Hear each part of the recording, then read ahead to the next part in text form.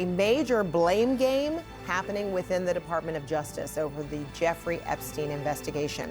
Multiple sources tell CNN the FBI's Deputy Director, Dan Bongino, is considering resigning following a tense confrontation with U.S. Attorney General Pam Bondi over the handling of the Epstein case. CNN's Evan Perez is here with the latest.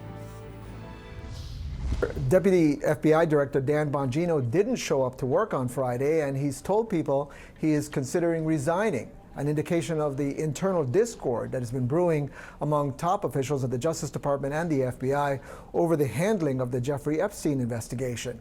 Bongino and Attorney General Pam Bondi got into a heated confrontation in recent days over news media leaks that showed FBI officials disagreed with Bondi's handling of the issue. Bongino denied that he was behind the leaks. On Monday, the Justice Department released an unsigned memo that confirmed that Epstein was not murdered in prison in 2019, where he was awaiting trial for sex trafficking charges. The memo also said that there was no so-called client list and that the department would not release more documents. The reaction from Trump supporters has been angry, even though Trump himself has said he thinks the matter is closed. Prominent pro-Trump media figures, including Laura Loomer, have called for Bondi to be fired. And on Friday, Deputy Attorney General Todd Blanche pushed back on Loomer, saying that the FBI and justice officials worked together on that Monday memo and that there's no daylight among the officials on this issue. Blanche is right that Bongino and FBI Director Kash Patel all agreed on Monday's memo. But behind the scenes, we are told by sources that FBI and justice officials have been at odds for months about the handling of the Epstein files review. Now, the White House is standing by Bondi, and officials are hoping that Bongino cools off over the weekend and comes back to work on Monday. Evan Perez. Thank you so much, Evan Perez. All right, I'm joined now by CNN legal analyst Michael Moore. He is a former U.S. attorney. Great to see you. Glad you could be here. All right, so my colleague Aaron Burnett spoke with former Trump White House lawyer Ty Cobb about what Bongino's path looks like going forward. Take a listen.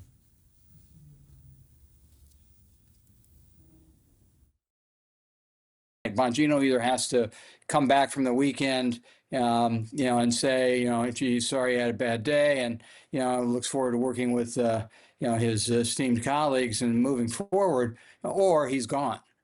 Because Bondi's not going and Patel's not going.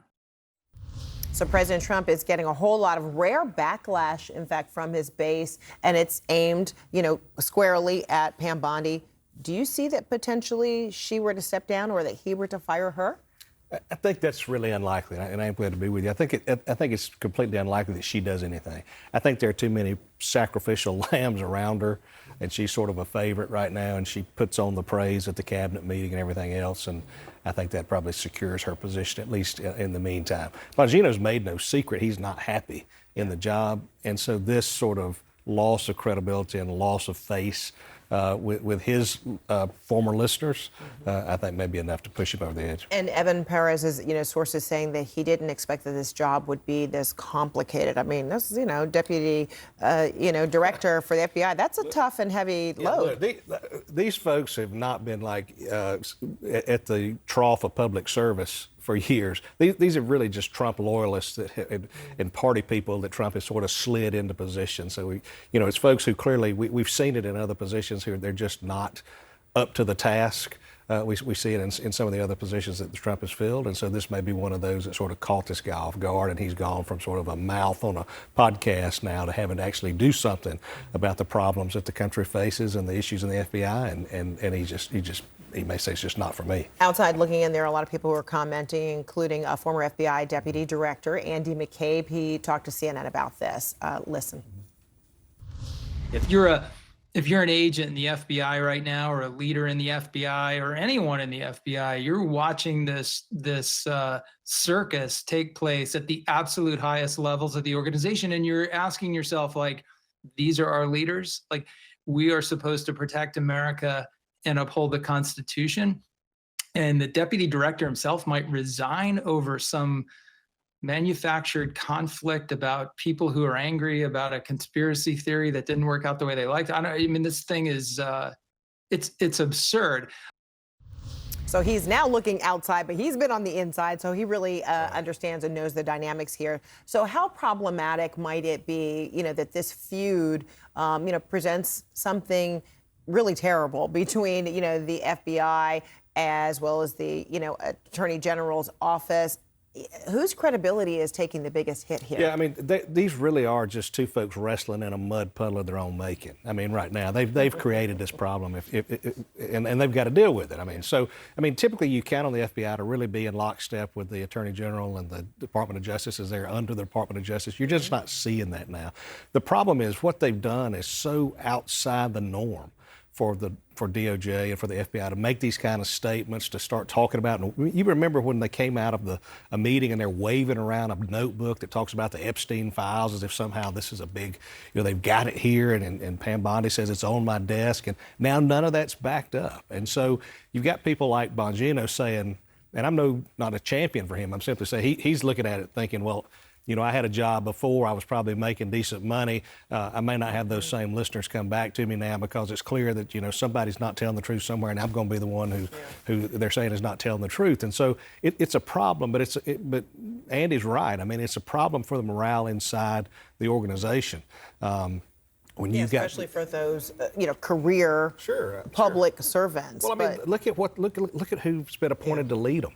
Right. I mean, that was sort of a circus through the confirmation process anyway. So they sort of have dealt with that, and now it's all coming back to roost, and we're seeing that these bad choices for leadership are playing out in how the FBI and the DOJ function on a day-to-day basis together. All right, Michael Moore, we're going to have you back, talk about something else, but maybe too, lesson learned here is sometimes everything doesn't need to be public, especially preemptive to, when all the stuff is there. Don't campaign on conspiracies. Right. That's really there you go. That too. The deputy director of the FBI deciding whether he will leave his post. Dan Bongino did not show up for work on Friday, according to multiple sources. Those sources telling CNN that he has told people that he is considering stepping down amid a major clash between the FBI and the Justice Department over the Jeffrey Epstein case, and that he reportedly had a heated confrontation with the U.S. Attorney General Pam Bondi about her handling of the Epstein case. It all started Monday. That's when the agency denied the government was keeping files about Epstein's so-called client list secret. The DOJ also claiming that there's no evidence that Epstein was murdered while behind bars. Two conspiracy theories that much of Trump's base had obsessed about, and Bongino himself had pushed. The questions surrounding this alleged suicide are numerous. Yeah. And are worth entertaining and worth getting to the bottom of quickly. What the hell are they hiding with Jeffrey Epstein? Why do they want to make this Jeffrey Epstein story go away so bad? I'm not ever going to let this story go because of what I heard from a source about Bill Clinton on a plane with Jeffrey Epstein. I'm not letting it go ever. Ever. And Bongino's boss, FBI Director Kash Patel, has also accused the DOJ of concealing crucial details about this case. Put on your big boy pants and let us know who the pedophiles are. We have an election coming up, and we need to adjudicate this matter at the polls. That was before he became FBI director. And then, adding to the suspicion, the DOJ released surveillance video from outside Epstein's jail cell on the day that he died. At one point, that video jumps forward, cutting out 60 seconds. Bondi is claiming that it was an outdated recording system.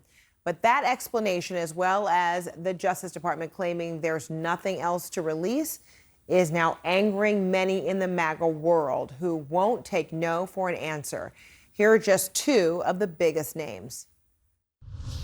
Like, they're not fooling anybody. So I feel like we're at a dangerous point now. I mean, look, at the end of the day, we were promised one thing, and we have not received that promise. So I hope that President Trump will fix this by firing Pam Bondi.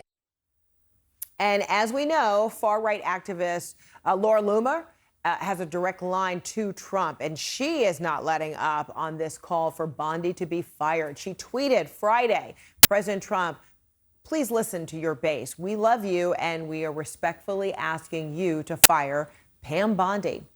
Well, the knives are clearly out for Bondi, who back in February was suggesting this alleged list of Epstein's powerful friends that had ties to his sordid activities would be released.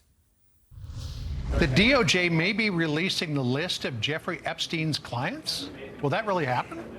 It's sitting on my desk right now to review. That's been a directive by President Trump. All right, Bondi has since backtracked, and that's not going over well with Trump's top friends at the FBI, who before Trump took office had accused the Biden administration of a cover-up.